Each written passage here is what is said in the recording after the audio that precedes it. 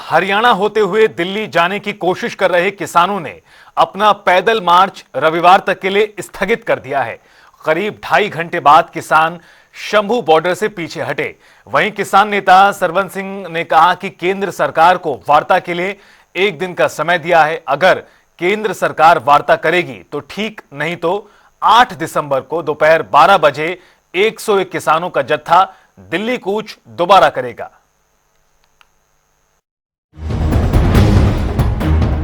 पंजाब और हरियाणा की सीमाओं पर बीते 11 महीने से डटे किसान एक बार फिर दिल्ली कूच को तैयार है, जिसके चलते पंजाब के किसान अपनी मांगों को लेकर दिल्ली जाने पर अड़े हुए हैं। वहीं जब किसानों का जत्था दिल्ली कूच को आगे बढ़ा तो दोपहर 1 बजे के करीब पुलिस ने इन्हें रोक दिया है। वहीं प्रदर्शनकारी किसानों को रोकने के लिए बॉर्डर के आसपास पुलिस ने बैरिकेडिंग भी की। हालांकि अम्बाला के शंभू बॉर्डर पर पुलिस प्रशासन की सख्ती के बावजूद किसान किसी भी कीमत पर मानने को तैयार नहीं थे और वे हर हाल में दिल्ली जाने के लिए अड़े हुए थे। जिसके बाद किसानों का 100 सदस्यीय जत्था अब पैदल आगे बढ़ने लगा तो पुलिस ने उन्हें रोक दिया। किसानों ने इस दौरान बॉर्डर पर बैरिकेडिंग भी तोड़ी है, जिसकी तस्वीरें सामने आई। किसान जब बैरिकेडिंग पर बने शेड पर चढ़ने लगे तो पुलिस ने इस दौरान उन पर स्प्रे भी किया। हालांकि किसान पुलिस से आगे बढ़े तो पुलिस ने किसानों को रोकने के लिए आंसू गैस के गोले दागने शुरू कर दिए। वहीं शंभू बॉर्डर पर किसान नेता सरवन सिंह पंढेर ने कहा कि पुलिस हमें दिल्ली नहीं जाने दे रही। कई किसान नेता घायल हो गए हैं, ऐसे में हम भविष्य की रणनीति तय करने के लिए बैठक करेंगे। वहीं किसानों ने फिलहाल दिल्ली कूच को टाल दिया है और अब वे शनिवार को इस पर फैसला करेंगे। आइए अब आपको ग्राफिक्स के जरिए बताते हैं कि किसानों की मुख्य मांगे आखिर क्या है।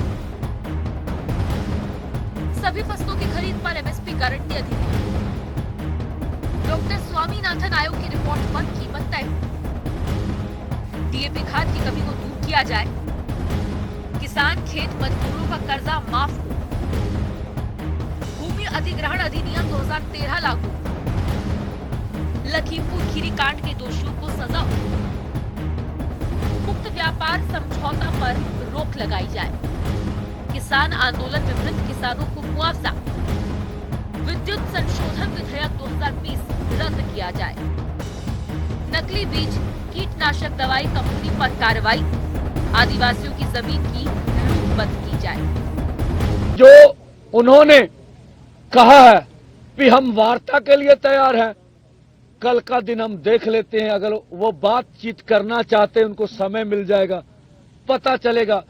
अब केंद्र ने वार्ता करनी है या नहीं करनी है, यह उनका अपना आजाद निर्णय होगा। हम चाहते वार्ता हो। 12 बजे 2 फोरमों ने जो निर्णय लिया है, 101 का जत्था इसी तरह से आगे बढ़ेगा।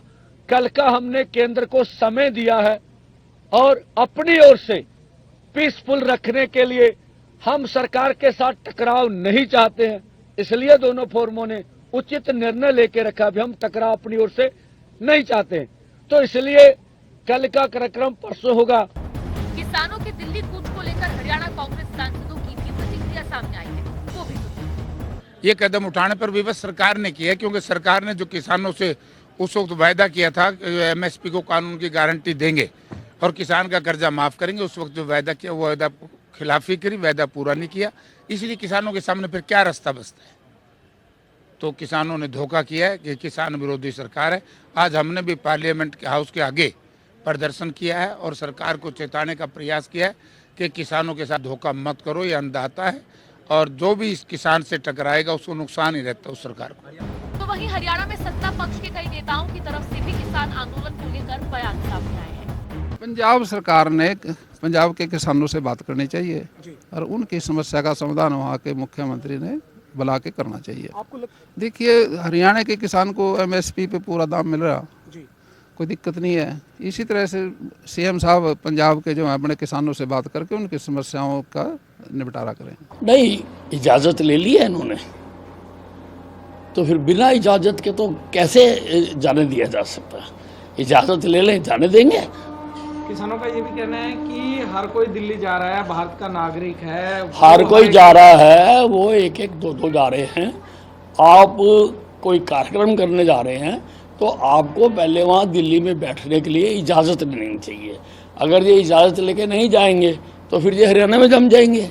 अब तो आप पार्टी की सरकार ने इनको 1 साल से बैठाया हुआ है, फिर उनको भी दिक्कत होगी, तो इसलिए इजाज़त लें फिर जाएं। तो वहीं दूसरी तरफ किसानों के कूच को लेकर मंत्री भगीरथ चौधरी ने कहा कि किसानों के लिए बातचीत के रास्ते खुले हैं और उनकी क्या समस्याएं हैं वो आकर उनके बारे में बात करें। किसान उनकी क्या समस्या है और कौन उसको सोल्व कर सकता है, कौन सा मंत्रालय क्या है, आके वो संवाद करे, बातचीत करे, उनके लिए दरवाजे खुले हैं। नहीं तो मैं भी उनका भाई हूँ, क्या समस्या है हमारी कोई बातचीत करे तो हम खुद उनसे वो आने के लिए उनके लिए दरवाजे खुले हैं, आकर वो बातचीत करें। अरे यदि वो बुलाए तो हम उनके बीच में जाने के लिए तैयार हैं। कुल मिला के फिलहाल दिल्ली मार्च शुरू होने के करीब 2.5 घंटे बाद किसान शंभू बॉर्डर से पीछे हट गए हैं। किसान नेता सरवन सिंह ने कहा कि हमारे काफी नेता घायल हुए हैं, ऐसे में हमने जत्थे को वापस बुला लिया। पंधेर ने कहा कि हरियाणा पुलिस से हमारी बातचीत हुई, उन्होंने हमसे मांग पत्र मांगा, इसके बाद हमने मांग पत्र सौंपा। केंद्र सरकार को वार्ता के लिए 1 दिन का समय दिया है, अगर केंद्र सरकार वार्ता करेगी तो ठीक, नहीं तो परसों यानी कि 8 दिसंबर को दोपहर 12 बजे 101 किसानों का जत्था दिल्ली कूच करेगा। स्पेशल डेस्क, जनता टीवी।